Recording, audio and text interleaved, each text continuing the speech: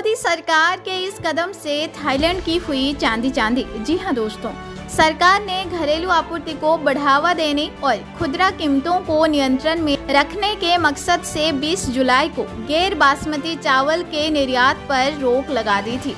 मोदी सरकार के इस निर्णय के बाद से ही अंतर्राष्ट्रीय बाजार में चावल की मांग और कीमतों में लगातार वृद्धि देखी जा रही है, जिसका फायदा बेसिकली थाईलैंड को हो रहा है। जी हां, केंद्र की मोदी सरकार ने बीते महीने 20 जुलाई को गैर बासमती सफेद चावल के निर्यात पर रोक लगा दी थी। गैर बासमती चावल के निर्यात पर बैन का फैसला बेसिकली आगामी त्योहार सीजन के दौरान घरेलू मांग में बढ़ोतरी और खुदरा कीमतों पर नियंत्रण रखने के मकसद से ली गई थी। चूंकि भारत दुनिया का सबसे बड़ा चावल निर्यातक देश है, इसीलिए चावल निर्यात पर भारत के प्रतिबंध लगते ही वैश्विक चावल बाजार पर बड़ा प्रभाव इसका पड़ा है, जिसके वजह से वैश्विक बाजार में चावल की मांग और कीमतों में काफी लगातार वृद्धि देखी जा रही है, जिसका फायदा थाईलैंड को हो रहा है। जी हां, थाईलैंड के वाणिज्य मंत्री ज्यूरिन लक्षणविसिट ने सोमवार को कहा कि ऐसी कोई संभावना नहीं है कि थाईलैंड अपनी चावल शिपमेंट पर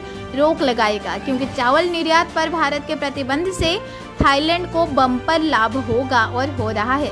मंत्री ने आगे कहा कि सरकार घरेलू खपत और निर्यात दोनों के लिए पर्याप्त चावल उत्पादन सुनिश्चित करेगी। साथ ही सरकार यह भी सुनिश्चित करेगी कि घरेलू कीमतें नियंत्रण में रहें। एक प्रेस कॉन्फ्रेंस के दौरान उन्होंने ये भी कहा कि जुलाई 2023 तक थाईलैंड 4.8 मिलियन मीट्रिक टन चावल का निर्यात कर चुका है और पिछले वर्ष के 7.71 मिलियन मीट्रिक टन की तुलना में इस वर्ष 8 मिलियन मीट्रिक टन से अधिक निर्यात होने की उम्मीद है। भारत की ओर से चावल निर्यात पर लगाए प्रतिबंध से थाईलैंड को फायदा हो रहा है। ऐसे में अनाज के शिपमेंट को रोकने का कोई कारण नहीं है। हालांकि भारत सरकार के इस फैसले के वजह से जो थाईलैंड है वो दुनिया का दूसरा सबसे बड़ा चावल निर्यातक देश के रूप में उभर रहा है। जी हां, थाईलैंड भारत के बाद दुनिया का दूसरा सबसे बड़ा चावल निर्यातक देश है।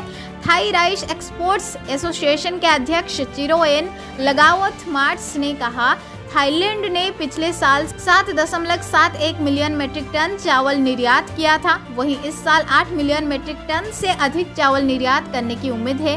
रिपोर्ट के मुताबिक ट्रेड से जुड़े 2 सूत्रों ने पिछले सप्ताह बताया था कि भारत की ओर से गैर बासमती चावल के निर्यात पर लगाए गए प्रतिबंध के बाद थाईलैंड और वियतनाम के कुछ चावल निर्यातक बिक्री अनुबंध की कीमतों पर फिर से बातचीत कर रहे थे। ऐसे में आपको यहाँ पर बताते चले कि ताइवान दुनिया का तीसरा सबसे बड़ा चावल निर्यातक देश है। चावल की बढ़ती कीमतों की कई वजह भी हैं। इनमें से एक है चावल की मांग में बढ़ोतरी। साथ ही कुछ चावल उत्पादक देशों में अनियमित मौसम की स्थिति के कारण भी पैदावार का कम होना भी है, जिसकी वजह से आपूर्ति में अधिक गिरावट आई है। भारत में कुछ राज्य ऐसे भी हैं जहां पर औसत से कम बारिश हुई। खासकर उन राज्यों में सबसे कम बारिश हुई जहां धान का सबसे ज्यादा पैदावार होता है। पश्चिम बंगाल, महाराष्ट्र और कर्नाटक जैसे राज्यों में अपेक्षाकृत धान की कम बुआई हो पाई है, जबकि पश्चिम बंगाल धान का बड़ा उत्पादक राज्य है। चाहे कारण कुछ भी हो, लेकिन भारत की इस फैसले के वजह से थाईलैंड की तो बल्ले बल्ले है।